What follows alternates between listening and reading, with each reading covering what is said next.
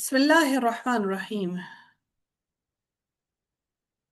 آغاز کرتے ہیں جی سورہ قاریہ کا، آ، جو کہ مکی سورہ ہے۔ قرآن کے اندر اس کا 101 نمبر ہے اور نزول کے اعتبار سے اس کا 30 نمبر ہے۔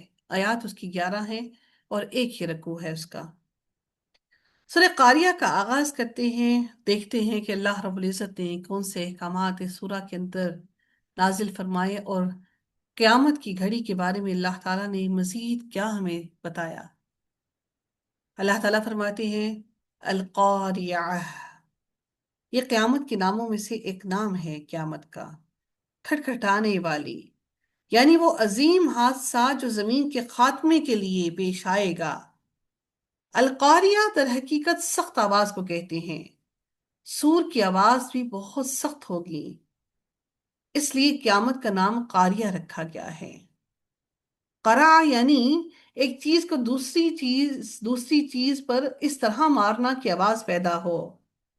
جب دروازے پر کھٹکھٹایا جاتا ہے تو اس کے لیے بھی قرع الباب، یعنی اس نے دروازہ کھٹکھٹایا، اور قاریہ معنی اس کے کیا ہو گئے کہ کھڑکھڑانے والی۔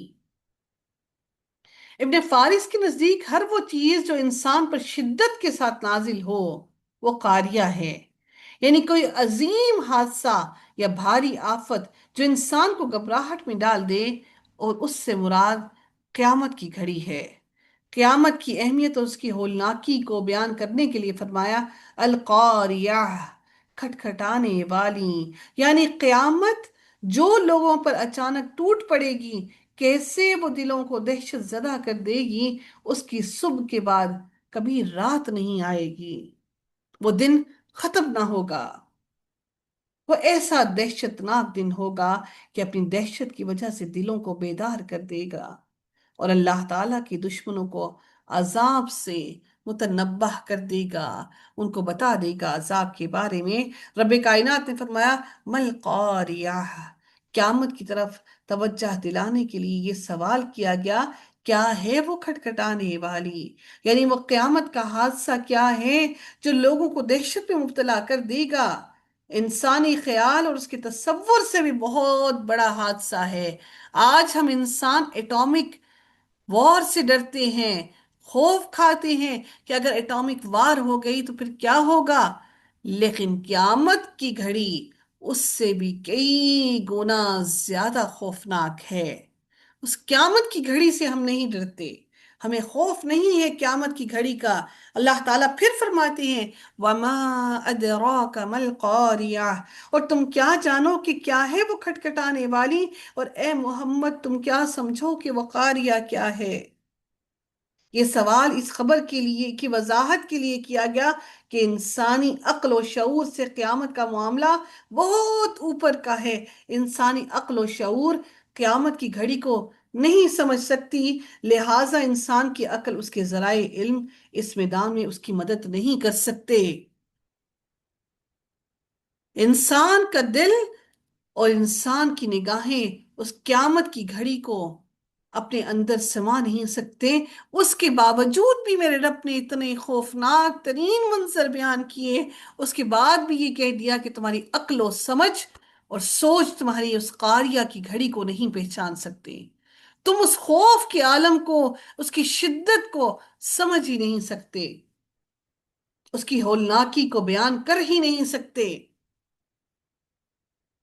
اللہ تعالیٰ اس روز کے بارے میں مزید فرماتے ہیں یوم یکون الناس کالفراش المبثوث، جس دن یعنی قیامت کے دن لوگ ہوں گے، جس دن لوگ میدان محشر میں ایسے حال کو پہنچیں گے جیسے بکھرے ہوئے پروانے، یعنی پریشان ٹڈیوں کی طرح، کہ جیسے وہ ایسی حالت میں ایک دوسرے پر چڑھ جاتی ہیں، ٹڈیاں اچھل اچھل کے ایک دوسرے کے اوپر چڑھ رہی ہوتی ہیں، یہی حال انسان کا حشر کے میدان میں ہوگا کہ انسان ایک دوسرے پر گر رہے ہوں گے، یعنی میدان حشر میں پروانوں کی طرح، گویا وہ ٹڈیوں کی طرح اچھل اچھل کر ایک دوسرے کے اوپر چڑھنے کی کوشش کر رہے ہوں گے، جیسے رات کے وقت روشنی آنے پر پتنگوں کا پتہ نہیں چلتا کہ وہ کہاں کا رخ کریں گے اور وہ کس طرف جائیں گے، ان کو سمجھ نہیں آ رہی ہوتی، وہ اپنی سمجھ کی کمی کی وجہ سے آگ میں جا گرتے ہیں۔ اسی طرح سے انسانوں کا بھی یہی حال ہوگا۔ ایک تو جگہ ہی اتنی کم کہ ایک پاؤں رکھنے کی جگہ ہوگی کہ ہم اتنی سی جگہ پر کھڑے ہوں گے، اور اس کے بعد ہم اچھل اچھل کر ایک دوسرے کے اوپر ادھر ادھر الٹ پلٹ کرنے کی کوشش کر رہے ہوں گے۔ ہمیں سمجھ ہی نہ آئے گی اس ہولناکی کے دن کی کہ یہ ہولناکی کا دن کس قسم کا ہے، ہم اس دن میں کہاں بچ کر نکل کر جائیں، ہم کہاں بچ کر چلے جائیں، ہم کون سی جگہ پائیں کہ جہاں ہم خود کو محفوظ کر سکیں۔ اے اللہ اس زمین کو کھول دے کہ ہم یہاں پر چھپ جائیں، اور وہ زمین ہے کہ اپنے اندر سمو نہیں رہی، وہ تو کہہ رہی ہے میرے اندر سے سارے بوجھ کو نکال دو، میں نے بہت سالوں تک اس بوجھ کو اپنے اندر بس اپنے اندر سمو کر رکھا، اب مجھ میں بوجھ برداشت کرنے کی ہمت نہیں، اب میں انسان کا بوجھ نہیں اٹھاؤں گی۔ ہم نہ زمین کے اندر کوئی جگہ پائیں گے، نہ اپنے آسمان اپنے سر کے اوپر کوئی آسمان پائیں گے، نہ کوئی سایہ پائیں گے کہ کہیں پر ہم اپنا سایہ حاصل کر سکیں۔ ہم اپنے گناہوں کے اندر شرابور ہوں گے، اپنے پسینوں کے اندر ڈوب رہے ہوں گے، اور پھر حالت ایسی ہوگی جیسے ٹڈیاں اچھل رہی ہوں، جیسے پتنگے بکھرے ہوئے اچھل رہے ہوں گھبراہٹ میں۔ یوم یکون الناس کالفراش المبثوث۔ اے رب، اس روز ہم کس حال میں ہوں گے؟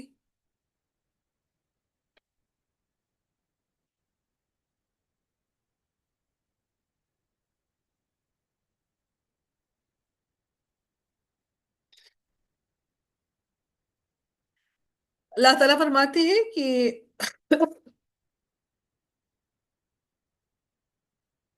گردن اٹھا کر پکارنے والے کی طرف دوڑنے والے ہوں گے، کافر کہیں گے یہ تو بڑا مشکل دن ہے۔ پھر اللہ تعالیٰ نے فرمایا اور اس دن ہم ان میں سے بعض کو چھوڑ دیں گے کہ وہ ایک دوسرے میں گھس جائیں، اور سور میں پھونک دیا جائے گا، پھر ہم ان سب کو ایک جگہ جمع کریں گے اور پوری طرح جمع کریں گے۔ اللہ تعالیٰ پھر فرماتے ہیں اس حالت میں کہ تیز دوڑنے والے اپنے سروں کو اوپر اٹھانے والے ہوں گے، ان کی نگاہ ان کی اپنی جانب ہی نہیں لوٹے گی، اور ان کے دل خالی ہوں گے۔ سیدنا عبداللہ بن عمر رضی اللہ تعالیٰ عنہما سے روایت ہے کہ رسول اللہ صلی اللہ علیہ وسلم نے فرمایا قیامت کے دن متکبر لوگ آدمیوں کی صورتوں میں چونٹیوں کی مانند اکٹھے کیے جائیں گے، ہر طرف سے ذلت انہیں گھیرے ہوئے ہوگی، وہ جہنم کی ایک بولس نامی کوٹھڑی کی طرف ہانکے جائیں گے، بھڑکتی ہوئی آگ ان پر مسلط ہوگی، انہیں جہنمیوں کا پسینہ اور ان کے زخموں کی پیپ پلائی جائے گی۔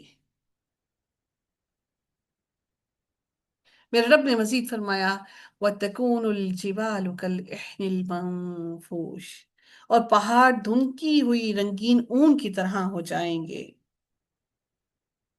سیدنا عبداللہ بن مسعود نے اس کے بارے میں فرمایا کہ اون کی طرح ہو جائیں گے، یعنی دھنی ہوئی اون کی طرح اڑتے پھریں گے، اتنے ہلکے ہو جائیں گے۔ پہاڑوں کی اس کیفیت کی وجہ سے ان کی یہ مثال بیان کی گئی جو قیامت والے دن ان کی ہوگی، ریزہ ریزہ ہو کر غبار کی طرح دھنکی ہوئی روئی جو بالکل ہلکی ہوگی اس طرح اڑتے پھریں گے۔ اور اللہ تعالیٰ فرماتے ہیں اور آپ پہاڑوں کو دیکھو گے، آپ انہیں جمع ہوا گمان کرو گے، حالانکہ وہی بادلوں کے چلنے کی طرح چل رہے ہوں گے۔ یہ اللہ تعالیٰ کی کاریگری ہے جس نے ہر چیز کو خوب مضبوط بنایا ہے، یقیناً وہ خوب باخبر ہے جو باخبر ہے اس سے جو تم کرتے ہو۔ وَيَسْأَلُونَكَ عَنِ الْجِبَالِ فَقُلْ يَنْسِفُهَا رَبِّي نَسْفًا، اور وہ تم سے پہاڑوں کے بارے میں سوال کرتے ہیں، آپ کہہ دیں میرا رب انہیں اڑا کر بکھیر دے گا۔ فَأَمَّا مَنْ ثَقُلَتْ مَوَازِينُهُ، اب اس روز جس شخص کے پلڑے بھاری ہوں گے، تو جس شخص کے پلڑے بھاری ہوں گے۔ حشر کا میدان کا ایک منظر ہے، لوگوں کے اعمال کا وزن کیا جا رہا ہے، تو جس کی نیکیاں برائیوں کے مقابلے میں وزن کے اعتبار سے زیادہ ہوں گی، اعمال کا وزن اخلاص اور ایمان کی نسبت سے ہوگا۔ دیکھنے میں کتنا ہی بڑا عمل ہو، مگر اخلاص کی کمی ہو تو وہ اللہ کے ہاں اس کا کوئی وزن نہ ہوگا۔ اللہ تعالیٰ کے ہاں وزن رکھنے والے کو ہی تولا جائے گا، اور وہ ایمان کے ساتھ نیک اعمال ہیں، اسی لیے کافروں کے اعمال کا وزن نہیں کیا جائے گا۔ ایمان کا ہونا ضروری، ایمان کا اچھا ہونا ضروری، اور اس کے ساتھ نیک عمل ہونا۔ اللہ تعالیٰ فرماتے ہیں فلا فلا نقیم لهم یوم القیامت وزنا، چنانچہ قیامت کے دن ہم ان کے لیے کوئی وزن قائم نہیں کریں گے۔ نبی کریم صلی اللہ علیہ وسلم نے فرمایا دو کلمے ایسے ہیں جو اللہ تبارک و تعالیٰ کو بہت ہی پسند ہیں، جو زبان پر ہلکے ہیں اور قیامت کے دن اعمال کی ترازو میں بوجھل اور باوزن ہوں گے۔ وہ کلمات سبحان اللہ و بحمدہ، سبحان اللہ العظیم ہیں۔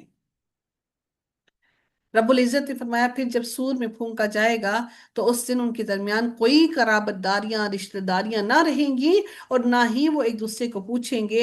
پھر وہ شخص جس کے پلڑے بھاری ہوں گے تو وہی لوگ کامیاب ہیں، اور وہ شخص جس کے پلڑے ہلکے ہوں گے تو وہی لوگ ہیں جنہوں نے اپنی جانوں کو خسارے میں ڈالا۔ وہ جہنم میں ہمیشہ رہنے والے ہیں، ان کے چہروں کو آگ جھلسا دے گی اور اس میں وہ جبڑے نکالنے والے ہوں گے۔ اللہ تعالیٰ فرماتے ہیں فَهُوَ فِي عِيشَةٍ رَاضِيَةٍ، تو وہ پسندیدہ زندگی میں ہوں گی۔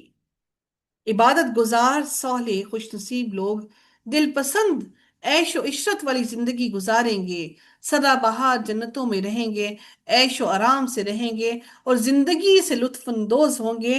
اور اللہ تعالیٰ فرماتے ہیں پھر ان لوگوں کے بارے میں وَأَمَّا مَنْ خَفَّتْ مَوَازِينُهُ، اور جس شخص کے پلڑے ہلکے ہوں گے، یعنی جس کی نیکیاں کم اور برائیاں زیادہ ہو جائیں گی، یا نیکیاں ہوں گی ہی نہیں، جیسے اہل کفر اور اہل شرک کی۔ اللہ تعالیٰ فرماتے ہیں کہ اور ہم قیامت کے دن انصاف کی ترازو رکھیں گے، پھر کسی جان پر کچھ بھی ظلم نہیں کیا جائے گا، اور اگر رائی کے دانے کے برابر بھی کچھ ہوگا تو ہم اسے لے آئیں گے، اور ہم حساب کرنے والے کافی ہیں۔ اللہ تعالیٰ فرماتے ہیں سورہ کہف میں وہ لوگ جن کی محنت دنیا کی زندگی میں ہی کھو گئی اور وہ سمجھتے رہے کہ یقیناً وہ ایک اچھا کام کر رہے ہیں، یہ وہ لوگ ہیں جنہوں نے اپنے رب کی آیات کے ساتھ اور اس کی ملاقات کے ساتھ کفر کیا، تو ان کے سارے اعمال ضائع ہو گئے۔ چنانچہ قیامت کے دن ہم ان کے لیے کوئی وزن قائم نہیں کریں گے۔ فَأُمُّهُ هَاوِيَةٌ، تو اس کا ٹھکانہ گہری کھائی ہے، ہاویہ ہے۔ ہاویہ تو ان کا ٹھکانہ ہاویہ ہے۔ ہاویہ جہنم کے ناموں میں سے ایک نام ہے۔ اسے ام ہاویہ کہا جاتا ہے۔ اسے اس لیے کہا جاتا ہے کہ اس روز اس کا ٹھکانہ اس کی گود ہوگی۔ ہاویہ کو ام ہاویہ کہا جاتا ہے، ماں کہا جاتا ہے اس کو جہنم کی، کیونکہ یہ ان کی گود ہوگی۔ ماں کی گود ہوتی ہے نا، تو یہ ہاویہ جہنمیوں کی گود ہوگی، یعنی جہنم کے لیے ماں کا مقام رکھے گی یہ ہاویہ۔ اللہ اکبر، جو اپنے بیٹے کو ساتھ ساتھ رکھتی ہے، یہ ہاویہ اپنے بیٹے کو ساتھ ساتھ رکھے گی، یہ جہنم ان کی ماں بنے گی، یہ ان کی گود ہوگی۔ اللہ تعالیٰ نے فرمایا ان عذابها کان غراما، یقیناً اس کا عذاب ہمیشہ چمٹنے والا ہے۔ وما ادراک ما ہی، اور تم کیا جانو کہ وہ کیا ہے۔ یہ سوال جہنم کی ہولناکی اور شدت بیان کرنے کے لیے کیا گیا۔ یہ سوال اس لیے کیا گیا کہ انسان اپنی عقل اور ذرائع علم سے اس کی حقیقت سمجھ ہی نہیں سکتا۔ یعنی ہاویہ خوفناک شعلے مارتی ہوئی آگ ہے جو جلد کو بھسم کر دے گی، اس کی ہولناکی اور شدت کا تم احاطہ نہیں کر سکتے، تمہاری عقل اور سوچ کو سوچ بھی نہیں سکتی، تم وہاں تک پہنچ ہی نہیں سکتے۔ نار حامیہ، وہ بھڑکتی ہوئی آگ ہے، یعنی سخت گرم آگ ہے جس کے شعلے اپنی حرارت میں انتہا کو پہنچے ہوئے ہیں۔ رب العزت نے فرمایا کلا لینبذن فی الحطمہ وما ادراک ما الحطمہ نار الموقدہ، ہرگز نہیں، وہ توڑ پھوڑ کر رکھ دینے والی میں ضرور پھینک دیا جائے گا۔ اور کس چیز نے تمہیں خبر دی کہ حطمہ کیا ہے؟ اللہ تعالیٰ کی بھڑکائی ہوئی آگ ہے۔ سیدنا ابو ہریرہ رضی اللہ تعالیٰ عنہ سے روایت ہے کہ رسول اللہ صلی اللہ علیہ وسلم نے فرمایا تمہاری دنیا کی آگ جہنم کی آگ کے مقابلے میں اپنی گرمی اور ہلاکت میں 70واں حصہ ہے۔ کسی نے پوچھا یا رسول اللہ، کفار اور گناہگاروں کے عذاب کے لیے تو یہ ہماری دنیا کی آگ ہی بھی بہت تھی۔ آپ صلی اللہ علیہ وسلم نے فرمایا دنیا کی آگ کے مقابلے میں جہنم کی آگ 69 گنا زیادہ سخت ہے۔ رسول اللہ صلی اللہ علیہ وسلم نے فرمایا کہ جہنم نے اپنے رب کے حضور میں شکایت کی اور کہا کہ میرے رب، میرے ہی بعض حصے نے بعض کو کھا لیا ہے۔ اللہ تعالیٰ نے اسے 2 سانسوں کی اجازت دی، ایک سانس جاڑے میں اور ایک گرمی میں۔ تم انتہائی گرمی اور انتہائی سردی میں جو ان موسموں میں دیکھتے ہو، اس کا یہی سبب ہے کہ جہنم سانس لیتی ہے۔ آپ صلی اللہ علیہ وسلم نے فرمایا جب گرمی زیادہ بڑھ جائے تو نماز کو ٹھنڈا کر کے پڑھا کرو، اس لیے کہ گرمی کی شدت جہنم کے جوش سے ہوتی ہے۔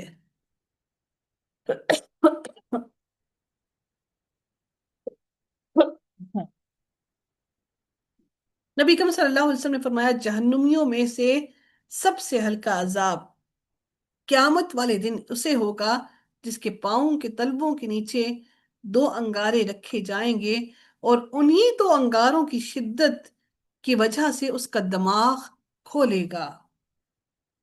اللہ تعالیٰ ہم سب کو قیامت کے دن کی ہولناکیوں سے محفوظ رکھے اور جہنم کی آگ سے محفوظ رکھے۔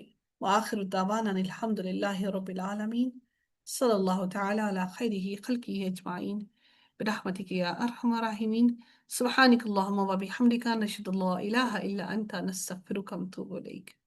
السلام علیکم ورحمۃ اللہ وبرکاتہ۔